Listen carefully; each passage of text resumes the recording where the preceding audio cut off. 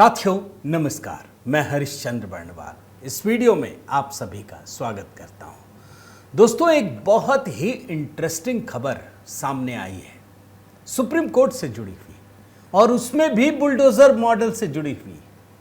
पिछले कुछ दिनों से जो पूरा का पूरा लेफ्ट लिबरल मीडिया है वो यही नैरेटिव गढ़ने में लगा हुआ था कि अब बुलडोजर तो चल नहीं सकता, अब बुलडोजर मॉडल पर तो रोक लग गया है। अब जानते हैं कई जगहों से याचिकाएं सुप्रीम कोर्ट गई थी और उसके बाद एक फैसला भी हुआ था कि अब बुलडोजर मॉडल तो काम नहीं करेगा, और योगी जी को बदनाम करने की एक साजिश है, आप जानते हैं। हालांकि हम ये मानते हैं कि बुलडोजर मॉडल ने जो योगी जी ने शुरू किया है वो कमाल का है, उसका असर इतना घातक होता है कि फिर लोग गुंडागर्दी करने से डरते हैं। ये तो हम देख चुके हैं दोस्तों।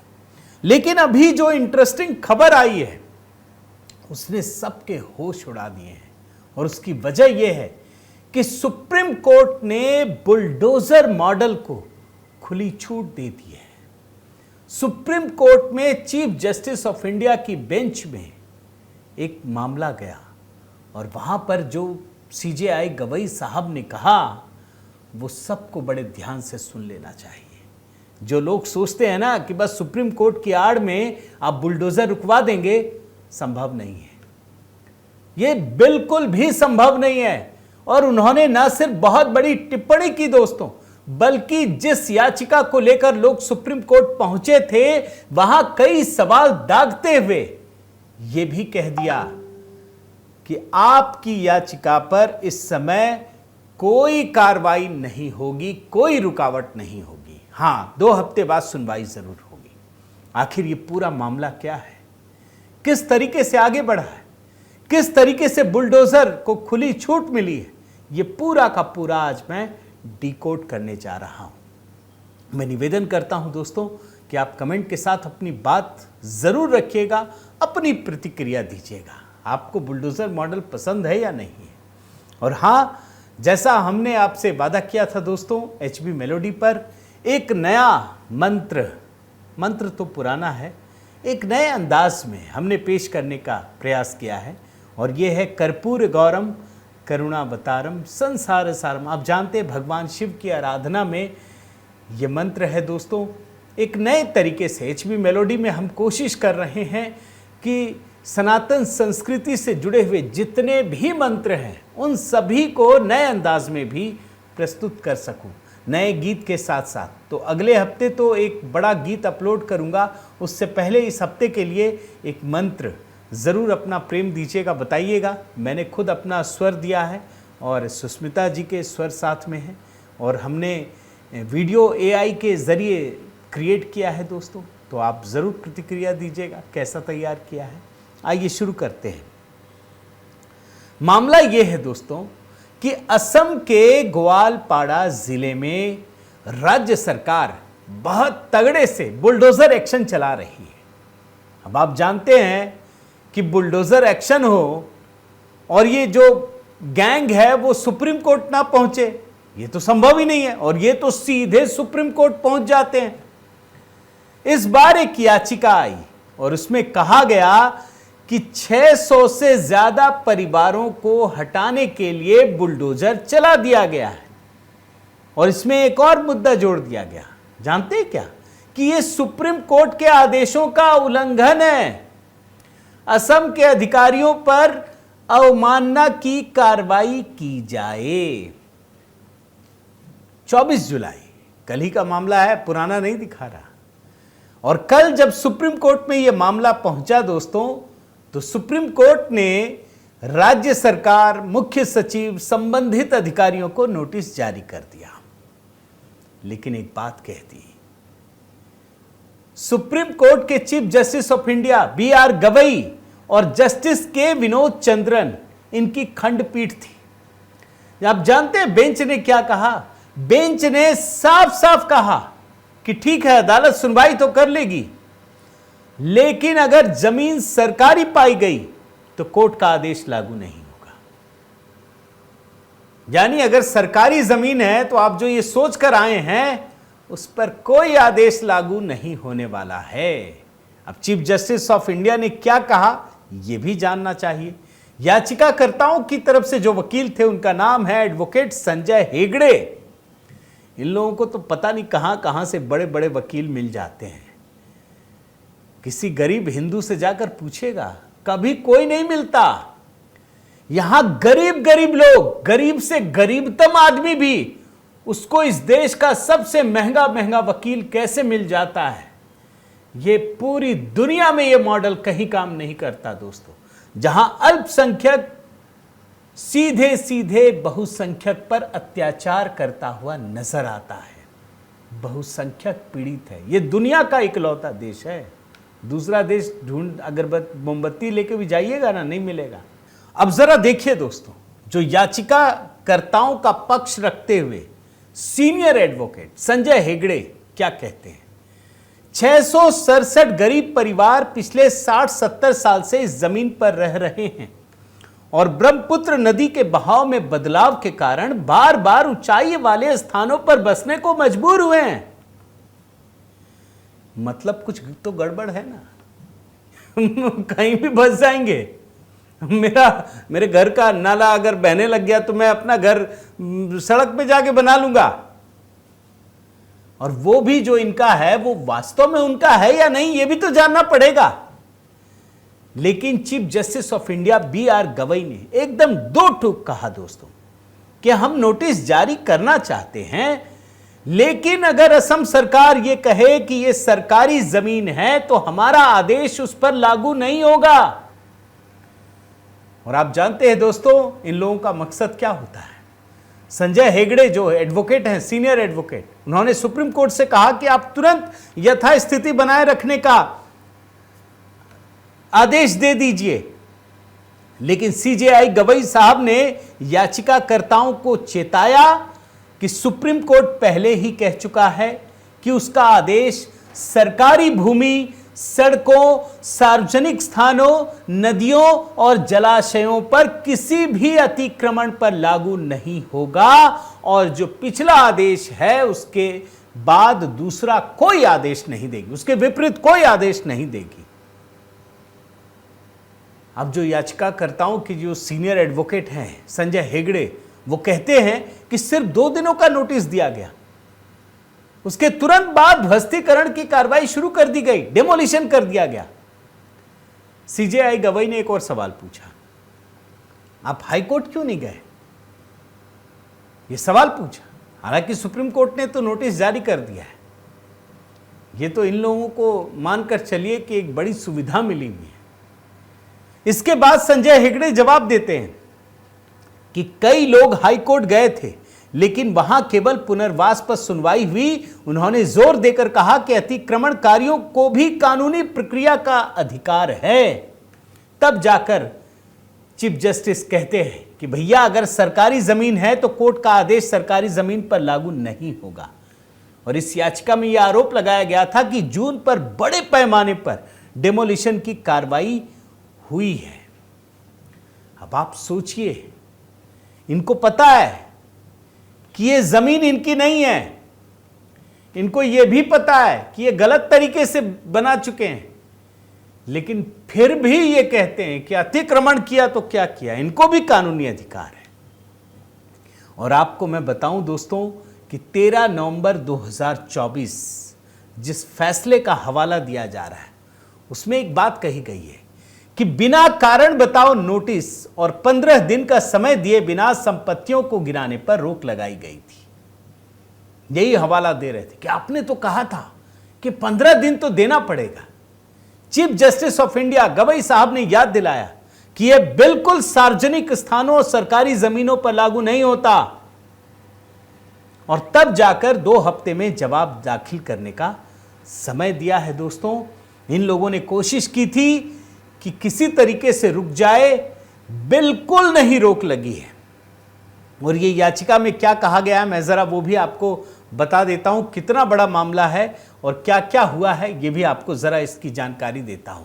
असम में ग्वालपाड़ा, वहां पर हसीला बील गांव है दोस्तों।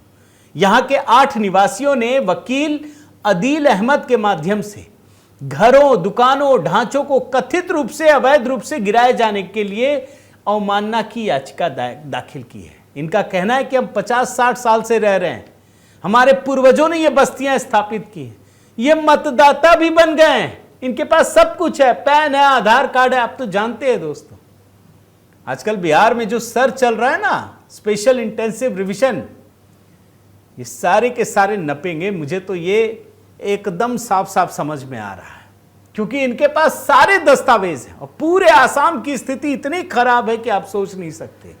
ये बात तो वहां के मुख्यमंत्री कई बार कह रहे हैं। और आज स्थिति यह है कि पूरी की पूरी डेमोग्राफी बंद हो गई, एकदम बदल दी गई है।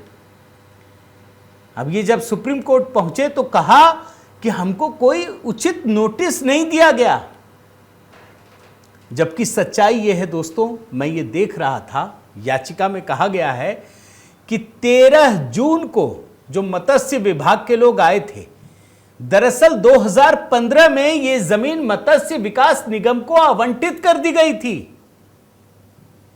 और आप ये जानकर हैरान हो जाएंगे कि असम में इन दिनों भारी डिमोलिशन की कार्रवाई चल रही। वहां की सरकार सचेत है, चुनाव आ रहा है, उनको भी पता है कि अगर समय रहते नहीं सचेत हुए तो ये जो अवैध रूप से लोगों का आगमन हो रहा है, जो पूरी की पूरी डेमोग्राफी बदलने की कोशिश की जा रही है, ये जीवन में नहीं जीत सकते। और अभी एक घटना आपको बताता हूं दोस्तों, असम के गोलपाड़ा में पैकन गांव है, वहां प्रशासन बुलडोजर लेकर पहुंचा। आप जानते ना ये लोग क्या करते, सीधा पथराव शुरू कर देते हैं, मगर पुलिस वहां सचेत थी। प्रदर्शनकारियों को, ये जो अवैध रूप से लोगों ने कब्जा कर रखा है, इन लोगों को तितर बितर करने के लिए गोली चलानी पड़ी, जिसमें एक 20 साल के लड़के को गोली लगी और उसकी मौत हो गई। उसका नाम बताता हूं, चकवार हुसैन। और इसी दौरान दोस्तों जब मैं ये रिसर्च कर रहा था, पता चला 12 जुलाई 2025, ये रिपोर्ट आपको बता रहा हूं कि असम सरकार ने गोलपाड़ा में 1000 बीघा से भी अधिक जमीन पर से अतिक्रमण हटाया है। यहां हजारों परिवारों ने घर बना लिए थे, और इनमें से ज्यादातर कौन है? इनमें से ज्यादातर बंगाली मूल के मुसलमान हैं, जो पड़ोसी इलाकों या बांग्लादेश से आकर बसे हुए हैं। और इस अभियान में तो 36 बुलडोजर लगाए गए थे बाकायदा। मैं इसीलिए कह रहा हूं बुलडोजर मॉडल। इनको भी पता है कि अब ये गरजने से कोई नहीं रोक सकता, ये हो ही नहीं सकता। सरकारों ने यह तय कर लिया है कि दूसरे देश के निवासी आकर यहां पर मतदाता बन जाएं और इस देश की किस्मत तय करें। बांग्लादेशी मतदाता इस देश की किस्मत तय नहीं कर सकते, यह तय किया है। और करीब करीब मैं देख रहा था, यह असम के गोलपाड़ा की बात बता रहा हूं दोस्तों, 2500 से लेकर 2700 घर, दुकानें ये ढाई गई हैं। और इतना ही नहीं, आपको एक और आंकड़ा देता हूं। अभी 11 जुलाई को मुख्यमंत्री हिमंत बिस्वा शर्मा ने एक बहुत बड़ी जानकारी दी दोस्तों। उन्होंने कहा कि जिस तरीके से हम अपनी सरकारी जमीनों को छुड़वा रहे हैं, ये जो अवैध रूप से बाहर से लोग आकर बस गए हैं, करीब करीब 25,000 एकड़ जमीन, कल्पना कीजिए 10,000 हेक्टेयर, 25,000 एकड़ जमीन अवैध घुसपैठियों से मुक्त कराई गई है। और उन्होंने एकदम क्लियर कर दिया है कि यह अभियान बंद नहीं होगा, यह और भी चलेगा। वो तो यह भी कहते हैं कि अगर भारतीय जनता पार्टी नहीं होती ना, तो पूरा भूगोल ही बदल गया होता, फिर तो यही बांग्लादेशी आकर के हमारा भविष्य भी तय करते, वही वोट देते, वही तय करते। और कांग्रेस तो आप जानते हैं, कांग्रेस हो, तमाम जितनी भी ये इंडिया अलायंस की पार्टियां हैं, इनका तो पूरा का पूरा विश्वास ही म्यांमार के जो रोहिंग्या हैं और बांग्लादेशी घुसपैठियां, उन्हीं पर जाकर टिक गया है। वो किसी भी हद तक जाने को तैयार, ये चुनाव आयोग तक को धमकी दे रहे हैं। आप सोचिए, मैं असम के मुख्यमंत्री हिमंत बिस्वा शर्मा का बयान सुनाना चाहता हूं दोस्तों, कि वो कितनी बड़ी जानकारी दे रहे हैं, जिसमें वो बताते हैं कि कितनी जमीन को अतिक्रमण से मुक्त कराया गया है। जरा सुनिए। Of now, government has cleared thousands bighas of land from eviction. The number is huge, and I am going to share that number sometime in next week with you. The total eviction which we have done in last 4 years has actually benefited tremendously. Restoration of forest cover in Lambing, eliminating human-elephant conflict completely. In Kaziranga, after the eviction, rhino has started coming in Pova forest in Lakhimpur, rhino has started coming back to the forest. So we have gained a lot. So there we are trying to collect the list. We'll give you detail. But in my view, we have cleared not less than 25,000 acres of land so far, and it is huge. अब हेमंत दा ने क्या कहा दोस्तों, ये भी हिंदी में पढ़ देता हूं मैं। उन्होंने कहा है, अब तक सरकार हजारों बीघे जमीन को अतिक्रमण मुक्त करा चुकी है। ये संख्या बहुत बड़ी है और मैं उस संख्या को अगले हफ्ता किसी समय आपके साथ साझा करने जा रहा हूं। ये अभी उन्होंने किया नहीं है, मैं रिसर्च कर रहा था। अगले 4 वर्षों में हमने जो अतिक्रमण हटाने का काम शुरू किया है, उसमें वास्तव में जबरदस्त लाभ हुआ है। और इसके बाद ये पूरी की पूरी जानकारी देते हैं। आप जानते हैं, वो एक बात कहते हैं, लखीमपुर में अतिक्रमण जब हटाया गया, डिमोलिशन का काम किया गया, उसके बाद वो कहते हैं कि एक विशेष इलाके में पूरा का पूरा जो डेमोग्राफी है वो बदल जाए, इसके लिए दूसरे जिलों से लोगों को लाया जाता है। क्या कहते हैं, मैं जरा पढ़ता हूं। बेदखल किए गए ज्यादातर लोग दक्षिण सलमारा, करीमगंज और हैलाकांडी जैसे जिलों से आए थे और उन्होंने यह आरोप लगाया, उन्होंने साफ साफ कहा कि हम उन्हें लखीमपुर में जमीन नहीं दे सकते।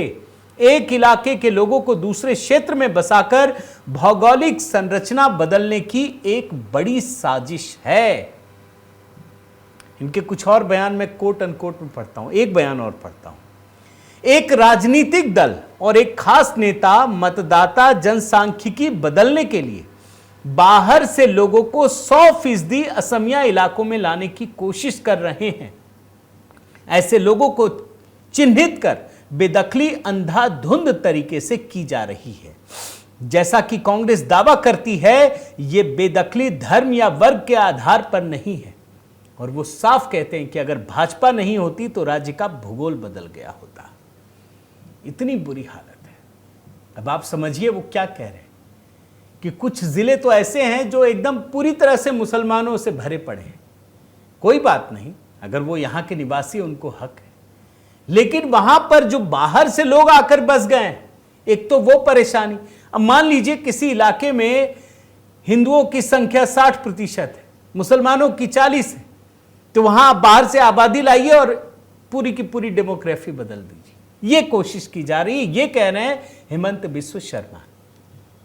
इसी तरीके से एक धुबरी जिला है दोस्तों, 8-9 जुलाई को, इसी महीने की बात बता रहा हूं, धुबरी जिले में चरुआ बकरा, चिरकुटा, संतोषपुर गांव में 3,500 बीघा जमीन खाली कराई गई और इसमें ज्यादातर लोग बंगाली मूल के मुस्लिम घुसपैठिए थे। ये इस स्टोरी का हिस्सा है दोस्तों। अब बताइए, पावर प्लांट के लिए जमीन है, यहां पर पूरी तरह से बस गए हैं और सब कुछ बना लिया, Aadhaar card, PAN card, voter card. जीवन में कोई सरकार नहीं जीत सकती। इसीलिए ये बोल रहे हैं बार बार हेमंत शर्मा कि भैया ये जो सरकार आ रही है बस यहीं आ रही है, इसके बाद दोबारा कभी नहीं आएगी। आप बंगाल की परिस्थिति तो देख रहे हैं ना, और इसीलिए जो सर की कार्रवाई चल रही है ना, ममता बनर्जी बुरी तरह से चिढ़ी हुई है। खैर, ये कार्रवाई तो दोस्तों अब असम में भी होना है, इंतजार कीजिए। लेकिन मैं ये कहानी इसलिए लेकर आया कि सुप्रीम कोर्ट को लेकर जो नैरेटिव बिल्ड करने की कोशिश की जा रही थी, उसको पूरी तरीके से सीजेआई गवई ने ध्वस्त कर दिया। यह है बड़ी कहानी। उम्मीद करता हूं दोस्तों ये वीडियो आपको पसंद आया होगा। आपने अगर चैनल सब्सक्राइब नहीं किया है तो ज़रूर कीजिए, लाइक कीजिए, बेल आइकन दबाइए। और हाँ, HB मेलोडी, जहां हमने आज ही एक मंत्र अपलोड किया है, उसे ज़रूर देखिए, अपना प्रेम दीजिए। आपके कमेंट की भी प्रतीक्षा है। बहुत बहुत धन्यवाद। जय सिया राम।